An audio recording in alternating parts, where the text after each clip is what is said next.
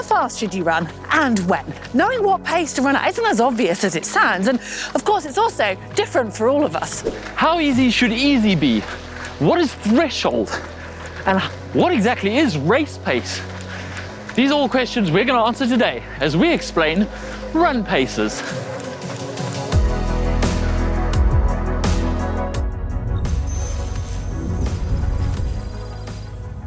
Well, in order to be able to explain the paces, we are going to refer to perceived effort, how hard it feels. Pace is obviously different for all of us and can be different on different days. A pace may feel easy one day and the very next day it might feel particularly hard. Yeah, well, in order to make sure that we're all on the same page, we're going to use a scale of 1 to 10. 1 being a walk, 10 being an all-out max effort. Let's start at the bottom and work up. Easy. I mean, what does that even mean? Well, on the scale that we've talked about, it's around a 2 to 3 out of 10. It should just feel really nice, conversational even. You could call it a sociable run, one where nothing hurts. It's kind of a jog, I guess. Now, if you're new to running, this is the pace that you should be doing all of your runs at. If you're more advanced and you're starting to follow a more of a structured program, well, this is the pace that those all-important recovery runs should also be done at. And the idea of this run is to get your circulation flowing, your body moving, and hopefully get you to feel good. It should be putting minimal stress on your cardiovascular and your musculoskeletal system. Now, one of the biggest mistakes with the easy run is people go too hard or too fast. And remember, the pace of your easy run does not reflect your ability to run a fast 5K. In fact, it's more often than not that you see beginner runners or runners who maybe are slower actually running their easy run too fast and the fear that it won't help their training. But actually, you're better off doing this easy and then concentrating and saving that energy to really put all of that into those sessions when it does require you to run faster. Steady sits just above easy, say 4 to 5 out of 10. It should be a pretty comfortable pace, but you are working a bit harder than your easy runs. You should be able to maintain this pace for your long run. In fact, your easy 5K pace might actually become a steady pace if you had to maintain it for a full 20 kilometers. This is why it becomes really important to gauge your run paces on feel. This is a good pace to build your aerobic endurance. Your heart, your lungs, your blood vessels, and even your muscles are going to adapt to this pace to make you fitter and more efficient so you can run steady for longer. Now, the differences between these paces are all quite minimal. In actual fact, they'll slightly overlap. So don't worry too much if you're getting them wrong. We're here to guide you. So tempo is just that next step up from steady, but it also sits just underneath threshold. It's the kind of pace that when you do it for a longer period of time, will start to feel ever so slightly uncomfortable. On the scale, say around a 6 out of 10. It's a pace that you should be able to hold for at least an hour. And if you've heard of zones, it sits in zone 3. It's that pace where your lungs will be working, but you should still be able to say a few words comfortably. And it's a great effort level to work at for fitness, especially if you don't have lots of time to get in all of your long runs.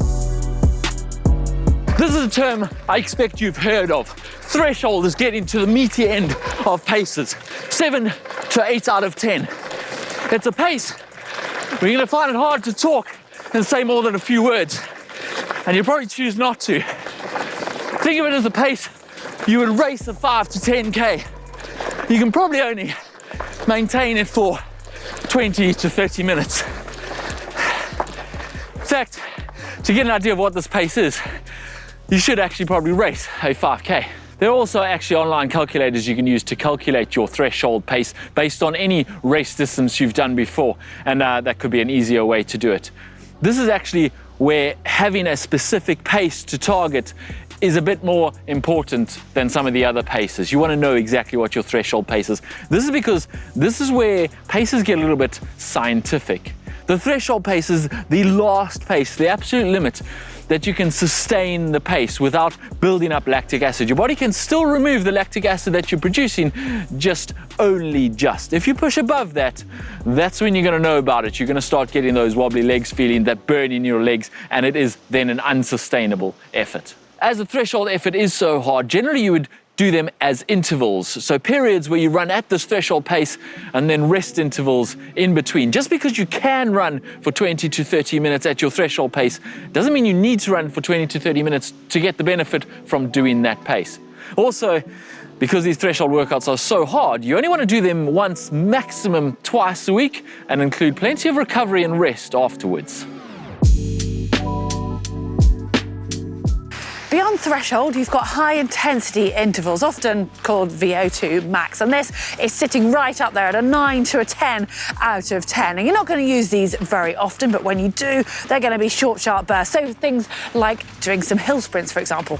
Yeah, these are not going to play a very big role in your training for an endurance event. You might use them for hill sprints or the occasional strides, but they do still play a role, and you should consider doing them just for the neuromuscular recruitment, and also they just make you feel good. So for example, including them at the end of a warm-up before a race can get you feeling good and ready to race.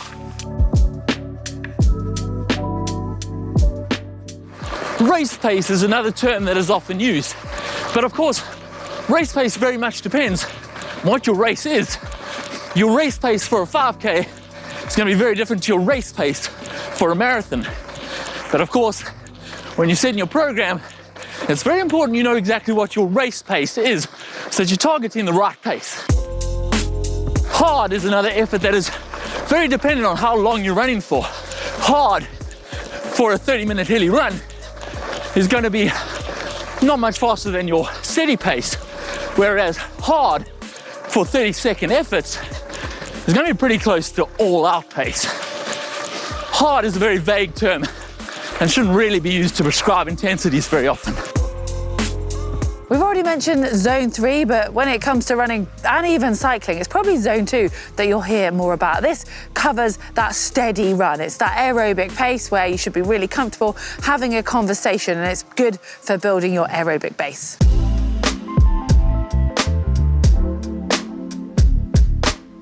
This means your body is not making more lactate than it can remove. So in theory, there should be no lactate buildup. Again, it's one of those paces that should be really comfortable for you to maintain.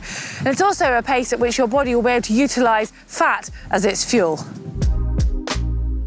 This is a step up from aerobic, and there's not enough oxygen to produce the energy you need because you're running so hard. For this reason, you're gonna pool with lactic acid, and you won't be able to sustain this effort for very long, maybe 2 or 3 minutes at an absolute maximum. Well, as we mentioned at the beginning of this video, we wanted to present these known paces as effort levels. But if you do want to have exact numbers for what pace, you can use an online calculator. So say you know what time you run for a set distance, whether that's a 5K or whatever it is, you can enter that, and then it will predict that the pace you should run at for the various different zones. Bear in mind though that these paces will change depending on hills and terrain and just how you're feeling that day. And there's no point sticking to a pace that a calculator or a coach told you was your easy pace if it doesn't actually feel easy. Then I'll be doing the wrong thing entirely. Well, if you enjoyed this video, if you have, give it a thumbs up to support the channel, and don't forget to subscribe so you don't miss our next videos on running. Happy running.